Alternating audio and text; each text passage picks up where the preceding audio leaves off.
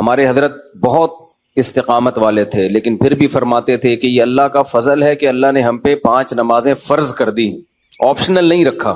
Optional ہوتی نا، اختیاری ہوتی تو شاید کوئی بھی نماز نہ ہوتی، ہم سے سوچتے ہی رہتے کہ چلو 5 نمازیں پڑھنا ثواب ہے تو پرسوں سے پڑھیں گے۔ اللہ نے ایسی فرض کی ہے کہ زمین آسمان ادھر سے ادھر ہو جائے، سفر میں ہو، حضر میں ہو، بیماری میں ہو، خوشی میں ہو، غم میں ہو، یہ نہیں چھوڑنی، ٹھیک ہے نا؟ تو مجبور ہیں بھائی، اللہ نے کہا کہ میں کوئی عذر مانوں گا ہی نہیں، سفر ہو کچھ بھی ہو پڑھنی ہے۔ ہم پہ ڈال دی جاتی کہ ٹینشن میں ہو تو چھوڑ دو، خوشی میں ہو تو پڑھ لو، تو ہم تو یہی سوچتے رہتے ہیں بھائی ابھی تھکاوٹ ہے، آج رات دیر سے سویا ہوں تو فجر میں اٹھ گئے تو نیند پوری نہیں ہوگی، تو ایسا کریں گے 11 بجے پڑھ لیں گے، یہی سوچتے رہتے۔ اللہ میاں نے کہا کہ رات دیر سے سو، جلدی سو، یہ تمہاری ٹینشن نہیں ہے، یہ تمہاری ٹینشن ہے، یہ میرا مسئلہ نہیں ہے۔ میں نے کہہ دیا ہے فجر کا مطلب فجر ہے، ظہر کا مطلب ظہر ہے، عصر کا مطلب عصر ہے۔ ابھی ہم امریکہ گئے نا تو جہاز جاتے ہوئے سورج کی سمت میں جا رہا ہوتا ہے، تو ایک نماز بھی نہیں آئی راستے میں۔ ہم نے ظہر پڑھ تو لی، لیکن نہیں بھی پڑھتے تو امریکہ پہنچ کے بھی مل جاتی، کیونکہ سورج کے ساتھ ساتھ چل رہے ہیں۔ واپسی پہ مخالف آ رہے ہیں تو ٹھکا ٹھک نمازیں آ رہی ہیں۔ اب جب ٹھکا ٹھک نماز آ رہی ہے، ایک نماز کا ٹائم، فوراً دوسری نماز، فوراً تیسری نماز، فوراً چوتھی نماز، فوراً 5ویں نماز، اور اللہ نے فرض نماز میں کہا ہے کہ کھڑے ہو کے پڑھو، قبلے کی طرف پڑھو۔ یہ ممکن نہیں ہے تو پھر مجبوراً بیٹھ کے پڑھو، لیکن فرض نماز پھر بعد میں لوٹانی چاہیے، کیونکہ فرض نماز اصل میں قیام بھی فرض ہے اور قبلہ رخ ہونا بھی فرض ہے۔ تو اب ہمارے ساتھ دوست تھے، انہوں نے کہا کیسے؟ میں نے کہا مجبوراً بھائی پڑھنی پڑے گی، اللہ کا حکم ہے، نماز آپ سفر میں نہیں چھوڑ سکتے۔ اللہ نے 4 کی 2 کی ہی اسی لیے کہ میں نے 4 کی 2 کر دی ہیں، چھوٹی کر دی ہے، اس لیے کہ چھوڑنا نہیں ہے، آدھی کر لو۔ چھوڑنے کا آپشن ہوتا تو اللہ پھر کہہ دیتا ٹینشن میں ہو تو چھوڑ دینا، نہیں تو پھر پوری پڑھ لینا، یہ کہتا نا اللہ تعالیٰ۔ اب جب نماز کا ٹائم آیا، ہم نے کہا بھائی کہ نماز پڑھنی ہے، تو وہ نماز میں جہاز میں جگہ کہاں دیتے ہیں؟ خیر ہم نے ریکویسٹ کی تو جگہ آگے، انہوں نے کہا آگے جا کے پڑھ لو۔ تو ہم نے کیا کیا، ہم نے کہا بھائی آج کل ایک ایپ آ رہی ہے جو لوگ جہازوں میں سفر کرتے ہیں، اس کا نام ہے حلال فری کر کے کچھ ہے، نام بھول گیا میں، بڑا زبردست نام ہے، آپ لوگ نوٹ کر لیں، وہ کبھی جہاز میں سفر ہو نا، حلال ٹرپ، یہ ایپ ڈاؤن لوڈ کر لیں اپنے موبائل میں، اور اگر ڈاؤن لوڈ نہیں ہو رہی تو ڈائریکٹ گوگل پہ بھی سرچ کی جا سکتی ہے، حلال ٹرپ گوگل پہ لکھیں تو وہ ایک ویب سائٹ آ جائے گی، وہ کھولیں، وہ آپ سے مانگے گا جہاز کے ٹائمنگ کیا ہے، کدھر سے کدھر جا رہا ہے، کیا تاریخ ہے، آپ اس میں ڈالیں گے، ٹھک کر کے وہ بتا دے گا کہ آپ کی جو گھڑی میں اس وقت ٹائم ہو رہا ہے اس کے مطابق فجر کتنے بجے، ظہر کتنے بجے، عصر کتنے بجے، مغرب کتنے بجے، عشاء کتنے بجے، اور اتنے بجے قبلہ کہاں ہوگا، اتنے بجے قبلہ جہاز میں کس سمت میں ہوگا۔ تو بڑی خاندانی ایپلیکیشن ہے، تو وہ آپ جیسے ہی ڈالیں گے ٹھک کر کے، تو ایک گھڑی آپ ایسی رکھیں جو چینج نہ ہو ٹائم اس کا۔ تو یہ خوب مسئلہ سمجھ لیں کہ جہاز میں آپ کو کھڑے ہو کر نماز پڑھنی ہے، اگر ممکن نہ ہو، اجازت نہ دیں، پھر مجبوراً بیٹھ کے پڑھیں، لیکن اس نماز کو لوٹا لیں۔ تو ہم نے تو کھڑے ہو کر اجازت مل گئی تھی، ہم نے کہا چلو پڑھتے ہیں۔ اس میں یہ آسانی ہے کہ ظہر اور عصر اکٹھی، لیکن کیسے اکٹھی؟ اس طرح سے اکٹھی کہ ہم نے دیکھا کہ ظہر کا ٹائم ختم ہو رہا ہے، فرض کریں 5 بجے ختم ہو رہا ہے، اور عصر کا ٹائم 5 بجے شروع ہو رہا ہے، تو ہم نے کیا کیا، وضو کر لیا، کیونکہ جہاز کے واش روم میں وضو کرنا بھی آسان کام نہیں ہے، تمیز سے وضو کیا کرو، وہاں پہ ایسا کیچڑ نہ کر دو کہ وہ بولیں نمازیوں پہ پابندی لگا دیں، اس میں وضو تمیز سے، پانی نہ گرے۔ میں تو وضو کر کے ٹیشو سے سب نیچے صاف کرتا ہوں، تاکہ کوئی نیا بندہ جائے نا، وہ یہ نہ کہے یہ مولویوں کی وجہ سے دیکھو کیچڑ کتنا ہو گیا، برا امیج نہ جائے، تو صاف ستھرا کر کے بالکل اس کو، کوئی بات نہیں، ہاتھ خراب ہو جائے گا اس کو دھو لو آرام سے، لیکن امیج اپنا خراب نہ کرو کہ یار یہ نمازی لوگ جب بھی جہاز میں آتے ہیں کیچڑ کر کے جاتے ہیں۔ ایک نے مجھے بتایا، پائلٹ نے، کہ ہم کہیں جا رہے تھے، کہیں اجتماع تھا، تو سارے نمازی بیٹھے ہوئے تھے جہاز میں، تو کہہ رہے جہاز کی حالت یہ ہو گئی تھی کہ جیسے کوئی تالاب بنا ہوا ہوتا ہے، سارے وضو کر کر کے آ رہے ہیں گیلے پاؤں کے ساتھ پورے جہاز میں، نا کہتے ہیں ایسا کیچڑ ہم نے زندگی میں کبھی نہیں دیکھا جہاز میں، تو کتنا برا امیج گیا نا۔ تو اس لیے صفائی ستھرائی کر کے ان کو لگے کہ کوئی بات نہیں یار، اگر یہ وضو کر بھی لیتے ہیں تو واش روم میں ذرہ برابر بھی گندگی نہیں ہوتی، تو صاف ستھرا کر کے نکلو باہر۔ اس بیان ابھی شروع کروں گا، لیکن یہ بھی ضروری بات ہے کہ تاکہ جہازوں میں بھی نمازوں کا اہتمام کریں۔ اللہ کو نماز بہت زیادہ محبوب بھی ہے، اور اللہ کے ہاں جتنی ویلیو نماز کی ہے نا، اتنی کسی حکم کی نہیں ہے۔ اللہ نے نہیں چھوڑی، میں نے دیکھا ہے لوگ جہازوں میں نمازیں گول کر رہے ہیں، ٹرینوں میں نمازیں گول کر رہے ہیں، شاپنگ میں نمازیں، ہو بھائی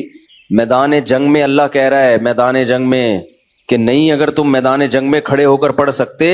تو پیدل پڑھ لو, سواری پہ پڑھ لو, اے اللہ بعد میں پڑھ لیں گے نا, جنگ سے جب فارغ ہو جائیں گے پھر پڑھ لیں گے, ابھی کیا ٹینشن ہے. اللہ نے کہا ان الصلاۃ کانت علی المؤمنین کتابا موقوتا, نماز مومنین پر مقررہ اوقات میں فرض ہے, یہ نہیں ہے کہ بعد میں پڑھ لو. کتنے آرام سے کہتے ہیں بھی سفر میں ابھی کہاں جائیں کیا کریں. نہیں بھائی, نمازی آدمی زمین آسمان ادھر سے ادھر ہو جائے وہ کہتا ہے بھائی چھوڑنی نہیں ہے, کچھ بھی ہو جائے. آج نمازی بھی نمازی نہیں رہے ہیں. تو ہم نے یہ ضرور کیا کہ کیونکہ اس میں وضو بہت مشکل کام ہے, تو اس میں پھر ہم نے یہ کیا کہ بھائی 5 بجے جیسے اپلیکیشن سے پتہ چل گیا شافی وقت کے مطابق 5 بجے ظہر قضا ہو رہی ہے, تو بھائی 4:45 پہ یا 4:50 پہ ہم نے ظہر پڑھ لی, قبلہ رخ کھڑے ہو کر 2 رکعت پڑھی ہیں. تھوڑی دیر میں عصر کا ٹائم ہو گیا, اسی وضو سے عصر نمٹا لی. سمجھتے ہو؟ تو یہ اس طرح سے نبی صلی اللہ علیہ وسلم نے نمازوں کو سفر میں جمع کیا ہے. اور یہ جو حدیث ہے نا جس میں آتا ہے نبی صلی اللہ علیہ وسلم نے بغیر کسی عذر کے سفر کے نمازیں اکٹھی پڑھی ہیں ظہر عصر کی, تو اس کا بھی یہی مطلب ہے. ایسے اکٹھی نہیں ہے کہ ظہر کو قضا کر دیا ہو یا عصر کو ظہر کے ٹائم پہ پڑھ لیا ہو, ورنہ پھر یہ جو آیت ہے حافظوا علی الصلوات والصلاۃ الوسطی, نمازوں کی حفاظت کرو خصوصاً عصر کی نماز کی, پھر اس کا مطلب کیا ہو گیا؟ اس کا تو پھر مطلب ہی نہیں بنتا کوئی. تو حدیث کی وہ تشریح کی جائے گی جو قرآن سے میچ کر رہی ہو. تو اس طرح سے پھر مغرب عشاء بھی ایسے پڑھ سکتے ہیں آپ. مغرب کو ڈیلے کر دیا, عام حالات میں یہ مناسب نہیں ہے, نبی صلی اللہ علیہ وسلم کا معمول نہیں تھا, لیکن کبھی کبھار کوئی عذر ہو تو اس طرح سے ڈیلے کیا جا سکتا ہے. تو مغرب کو تھوڑا ڈیلے کیا عشاء کے قریب. صحیح بخاری کی حدیث ہے, اس میں حضرت عبداللہ بن عمر نے اسی طرح جمع کیا ہے کہ مغرب پڑھی تلبث یسیرا, تھوڑی دیر ٹھہرے, پھر عشاء پڑھ لی. تو اس سے پتہ چلتا ہے کہ جن حدیثوں میں آتا ہے اکٹھی پڑھی ہیں تو ان کا یہ مطلب ہے جو بخاری میں بیان. خیر ابھی یہ ٹاپک نہیں ہے کیونکہ لوگ کہتے ہیں کہ یہ لوگ حدیثوں کو نہیں مانتے, حدیثوں میں تو 2 نمازیں اکٹھی پڑھنے کا ہے. ہم مانتے ہیں اکٹھی, لیکن اکٹھی کا مطلب کیا ہے؟ تو خلاصہ یہ کہ کسی قیمت پہ بھائی نماز قضا بولو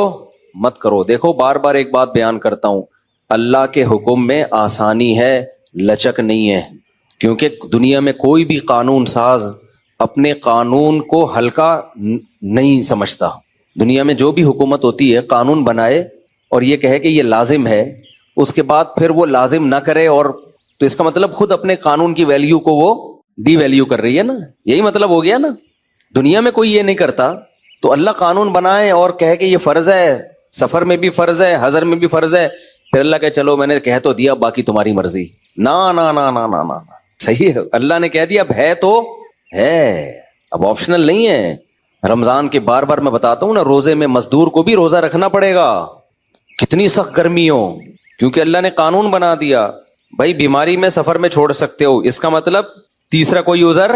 نہیں ہے, رکھنا پڑے گا. تو اس لیے جو فرائض ہے نا, واجبات فرائض, اس میں اللہ کے قانون آسان ضرور ہے, لچکدار نہیں ہے. جب ہے تو ہے. اسی میں ایک اور مسئلہ آ گیا عدت کا. کسی عورت کے شوہر کا انتقال ہو جائے, اللہ نے قانون بنا دیا, آسان قانون بنایا. زمانہ جاہلیت میں بہت مشکل تھا. جب کسی عورت کے شوہر کا انتقال ہوتا تھا تو زمانہ جاہلیت میں عورت 2 سال عدت گزارتی تھی. کتنی؟ 2 سال. اور اس 2 سال میں وہ میلی کچیلی رہتی تھی. یہاں تک بھی بعض روایات میں آتا ہے اس کی جگہ کو گندا رکھا جاتا تھا, مینگنیاں لا کے ڈال دی جاتی تھی, گند میں رہے. اسلام نے اس حکم کو ختم کیا. یہ ظلم ہے عورت کے اوپر. اللہ نے حکم دیا 4 مہینے 10 دن بس, اور اس میں میلی کچیلی نہیں رہے گی, نہائے دھوئے, بس زینت اختیار نہیں کرے گی, زیور نہ پہنے, خوشبو کا استعمال نہ کرے, زینت اختیار نہ کرے, باقی نارمل رہے, گھر سے باہر نہ نکلے. وہ تو ایک صحابیہ نے نبی صلی اللہ علیہ وسلم سے اجازت چاہی کہ بھئی 4 مہینے 10 دن میں یوں کر لوں, میں فلانی جگہ چلے جاؤں. آپ نے فرمایا اللہ تعالیٰ نے تمہیں یہ آسانی دی ہے کہ وہ زمانہ جاہلیت کا حکم اللہ نے منسوخ کر دیا, اب اتنی آسانی دے دی, تو اب اس حکم کو فالو کرنا پڑے گا. اب آج کل خواتین کیا کرتی ہیں, شوہر کی ڈیتھ ہوئی, جو دیندار نہیں ہے ان کی تو بات ہی نہیں کر رہا نا, ان کی نظر میں تو عدت ودت کی کوئی 2 ٹکے کی حیثیت ہی نہیں ہے, وہ تو اس کو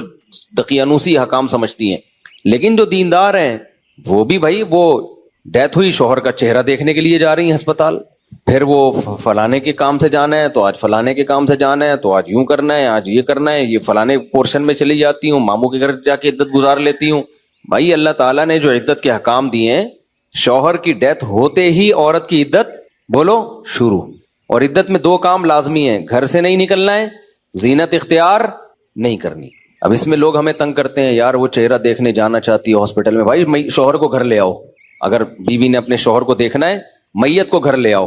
عورت نہیں روڈ پہ آ سکتی، جنازے کی چارپائی کے پیچھے پیچھے جا رہی ہوتی ہے گھر سے باہر نکل کے، پھر اللہ کو غضب آئے گا، جب میں نے ایک آرڈر دے دیا ہے اس کو ہلکا کیوں لے رہے ہو؟ عیادت کے لیے نہیں جا سکتی وہ، سمجھ رہے ہیں کہ بھئی فلاں بیمار ہے تو چلو میں عیادت کے لیے چلی جاؤں، فلاں کی ڈیتھ ہو گئی چلو میں تعزیت کے لیے، حج ختم ہو جاتا ہے اس سے،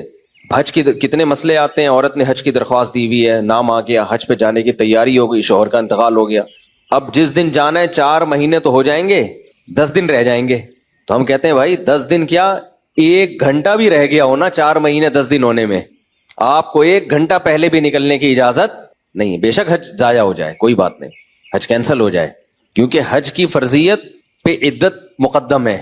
حج اگلے سال بھی ہو سکتا ہے، عدت تھوڑی ہو سکتی ہے، تو ہاں یہ اللہ نے آسانی رکھ دی ہے کہ جس عورت کا کوئی کمانے والا نہ ہو، اللہ نے لچک، جہاں شدید ضرورت تھی وہاں اللہ نے خود بخود لچک رکھ دی کہ بھوکے تو نہیں مر سکتے نا، کمانے والا کوئی نہیں ہے تو کمانے کے لیے جا سکتی ہے، مجبوری ہے بھائی کمانا، اس میں فقہاء نے بیان کیا دن میں جائے بغیر زینت اختیار کیے،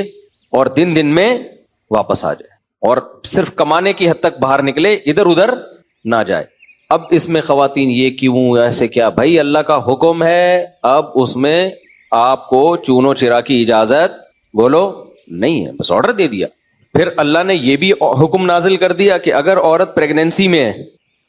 تو بچہ ہوتے ہی اس کی عدت ختم ہو جائے گی۔ دیکھو ہمارے نبی صلی اللہ علیہ وسلم بھی اللہ کے آرڈر کے سامنے کیسے اپنی عقل نہیں استعمال کرتے تھے۔ ایک صحابیہ کو حمل تھا،